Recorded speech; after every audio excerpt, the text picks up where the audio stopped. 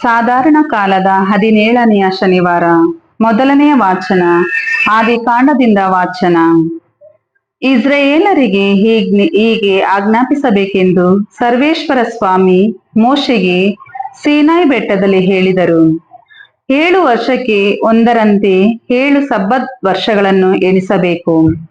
ಆ 7 ಸಬ್ಬತ್ ಸಂವತ್ಸರಗಳ ಕಾಲ, ಅಂದರೆ 49 ವರ್ಷಗಳು ಕಳೆದ ಮೇಲೆ 7ನೇ ತಿಂಗಳಿನ 10ನೆಯ ದಿವಸ ನಿಮ್ಮ ನಾಡಿನಲ್ಲೆಲ್ಲ ಕೊಂಬೂದಿಸಬೇಕು. ನೀವು ಆ 50ನೆಯ ವರ್ಷವನ್ನು ದೇವರಿಗೆ ಮೀಸಲಾದ ವರ್ಷವೆಂದು ಭಾವಿಸಬೇಕು. ಆ ವರ್ಷ ನಾಡಿನ ನಿವಾಸಿಗಳೆಲ್ಲರಿಗೂ ಬಿಡುಗಡೆ ಆಯಿತೆಂದು ಸಾರಬೇಕು. ಅದು ಜೂಬಿಲಿ ಸಂವತ್ಸರವಾದುದರಿಂದ ನೀವೆಲ್ಲರೂ ನಿಮ್ಮ ನಿಮ್ಮ ಸ್ವಂತ ಭೂಮಿಗಳಿಗೂ ಹಾಗೂ ಸ್ವಜನರ ಬಳಿಗೂ ಹೋಗಿ ಇರಬಹುದು. ಆ 50ನೆಯ ವರ್ಷದಲ್ಲಿ, ಅಂದರೆ ಜೂಬಿಲಿ ಸಂವತ್ಸರದಲ್ಲಿ, ನೀವು ಬಿತ್ತನೆ ಮಾಡಬಾರದು, ತಾನಾಗಿ ಬೆಳೆದ ಫಸಲನ್ನು ಕೂಡಿಸಿಟ್ಟುಕೊಳ್ಳಬಾರದು. ನೀವು ಕೃಷಿ ಮಾಡದೆ ಬಿಟ್ಟ ದ್ರಾಕ್ಷಿ ತೋಟದ ಹಣ್ಣನ್ನು ಸಂಗ್ರಹಿಸಬಾರದು. ಅದು ಜೂಬಿಲಿ ವರ್ಷವಾದುದರಿಂದ ನೀವು ಅದನ್ನು ಮೀಸಲಾದದೆಂದು ಭಾವಿಸಬೇಕು.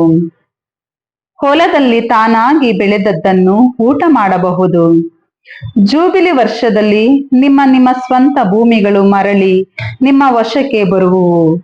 ನೀವು ಸ್ಥಿರ ಸ್ವತ್ತನ್ನು ಸ್ವದೇಶದವರೊಡನೆ ಕ್ರಯ ವಿಕ್ರಯ ಮಾಡುವಾಗ ಇದರ ವಿಷಯದಲ್ಲಿ ಅನ್ಯಾಯ ಮಾಡಬಾರದು.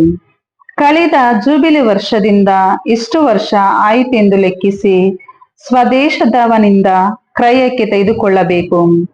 ಅಂತೆಯೇ ಮಾರುವವನು ಇಷ್ಟು ವರ್ಷಗಳ ಬೆಳೆಯಾಯಿತೆಂದು ಲೆಕ್ಕಿಸಿ ಕ್ರಯಕ್ಕೆ ಕೊಡಬೇಕು. ಮುಂದಣ ಜೂಬಿಲಿ ಸಂವತ್ಸರದ ತನಕ ಹೆಚ್ಚು ವರ್ಷಗಳಾದರೆ ಭೂಮಿಯ ಕ್ರಯವನ್ನು ಹೆಚ್ಚಿಸಬೇಕು, ಕಡಿಮೆಯಾದರೆ ತಗ್ಗಿಸಬೇಕು. ಏಕೆಂದರೆ ಮಾರುವವನು ಭೂಮಿಯನ್ನಲ್ಲ, ಬೆಳೆಗಳನ್ನು ಲೆಕ್ಕಿಸಿ ಮಾರುತ್ತಾನಷ್ಟೇ. ಆದುದರಿಂದ ನೀವು ಒಬ್ಬರಿಗೊಬ್ಬರು ಅನ್ಯಾಯ ಮಾಡಬಾರದು. ನಿಮ್ಮ ದೇವರಲ್ಲಿ ಭಯಭಕ್ತಿ ಉಳ್ಳವರಾಗಿರಬೇಕು. ನಾನು ನಿಮ್ಮ ದೇವರಾದ ಸರ್ವೇಶ್ವರ. ಪ್ರಭುವಿನ ವಾಕ್ಯ. ದೇವರಿಗೆ ಕೃತಜ್ಞತೆ ಸಲ್ಲಲಿ. ಕೀರ್ತನೆ ಶ್ಲೋಕ. ನಿನ್ನ ಕೀರ್ತಿಸಲಿ ದೇವ ಜನರೆಲ್ಲರೂ, ನಿನ್ನ ಕೀರ್ತಿಸಲಿ ದೇವ ಜನರೆಲ್ಲರೂ. ಅರಸು ದೇವ, ನಮ್ಮನ್ನು ಆಶೀರ್ವದಿಸು. ನಿನ್ನ ಮುಖ ಕಾಂತಿಯಿಂದೆಮ್ಮನ್ನು ಬೆಳಗಿಸು. ಪ್ರಸಿದ್ಧವಾಗಲಿ ನಿನ್ನ ಸನ್ಮಾರ್ಗ ಜಗದೊಳ್ಳೆಲ್ಲ. ಜೀವೋದ್ಧಾರಗೊಳಿಸುವ ನಿನ್ನ ಶಕ್ತಿ ಜಗತ್ತಿಗೆಲ್ಲ. ಶ್ಲೋಕ.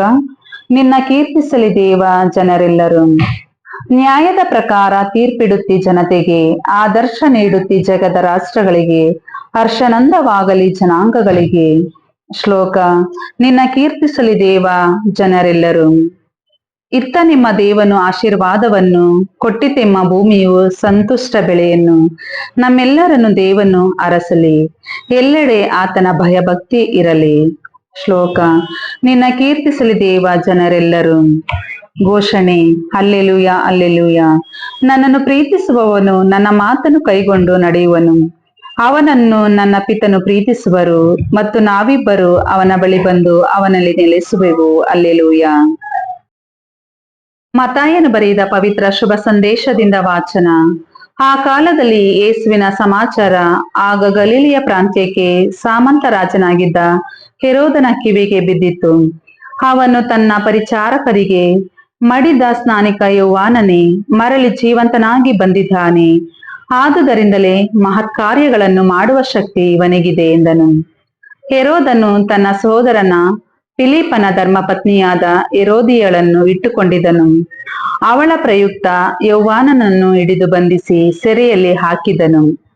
ಏಕೆಂದರೆ ಆತನು, ನಿನ್ನ ಸಹೋದರನ ಧರ್ಮಪತ್ನಿಯನ್ನು ನೀನು ಇಟ್ಟುಕೊಂಡಿರುವುದು ಅಕ್ರಮ ಎಂದು ಹೆರೋದನಿಗೆ ಹೇಳುತ್ತಿದ್ದನು. ಯೋಹಾನನನ್ನು ಕೊಲ್ಲಿಸಬೇಕೆಂದಿದ್ದರೂ ಹೆರೋದನು ಜನರಿಗೆ ಹೆದರಿದನು. ಅವರು ಆತನನ್ನು ಪ್ರವಾದಿ ಎಂದು ಭಾವಿಸಿದರು. ಹೀಗಿರುವಲ್ಲಿ ಹೆರೋದನ ಹುಟ್ಟುಹಬ್ಬ ಬಂದಿತು. ಹೆರೋದಿಯಳ ಮಗಳು ಆಹ್ವಾನಿತರ ಮುಂದೆ ನರ್ತನ ಮಾಡಿ ಹೆರೋದನನ್ನು ಮೆಚ್ಚಿಸಿದಳು. ಆಗ ಅವಳು ಏನು ಕೇಳಿದರೂ ಕೊಡುವುದಾಗಿ ಅವನು ಪ್ರಮಾಣಪೂರ್ವಕವಾಗಿ ವಾಗ್ದಾನ ಮಾಡಿದನು. ಅವಳು ತನ್ನ ತಾಯಿಯ ಸಲಹೆ ಪಡೆದು ನನಗೆ ಸ್ನಾನಿಕ ಯೌವಾನನ ತಲೆಯನ್ನು ಒಂದು ತಟ್ಟೆಯಲ್ಲಿ ತರಿಸಿಕೊಡಿ ಎಂದಳು.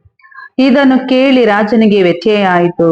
ಆದರೆ ಅತಿಥಿಗಳ ಮುಂದೆ ಮಾಡಿದ ಪ್ರಮಾಣವನ್ನು ಮುರಿಯಲಾಗದೆ ಅವಳ ಇಚ್ಛೆಯನ್ನು ಪೂರೈಸುವಂತೆ ಆಜ್ಞೆ ಮಾಡಿದನು. ಅದರಂತೆಯೇ ಆಳುಗಳನ್ನು ಕಳುಹಿಸಿ ಸೆರೆಮನೆಯಲ್ಲಿದ್ದ ಯೌವಾನನ ತಲೆಯನ್ನು ಕಡಿಸಿದನು. ಅದನ್ನು ಒಂದು ತಟ್ಟೆಯಲ್ಲಿ ತಂದು ಆ ಹುಡುಗಿಗೆ ಕೊಡಲಾಯಿತು. ಅವಳು ಅದನ್ನು ತನ್ನ ತಾಯಿಯ ಬಳಿಗೆ ತೆಗೆದುಕೊಂಡು ಹೋದಳು. ಯೌವಾನನ ಶಿಷ್ಯರು ಶವವನ್ನು ತೆಗೆದುಕೊಂಡು ಹೋಗಿ ಸಮಾಧಿ ಮಾಡಿದರು. ಅನಂತರ ಹೋಗಿ ಯೇಸುವಿಗೆ ಈ ವಿಷಯವನ್ನು ತಿಳಿಸಿದರು. ಪ್ರಭುವಿನ ಶುಭ ಸಂದೇಶ. ಕ್ರಿಸ್ತರೇ ನಿಮಗೆ ಸ್ತುತಿ ಸಲ್ಲಲಿ.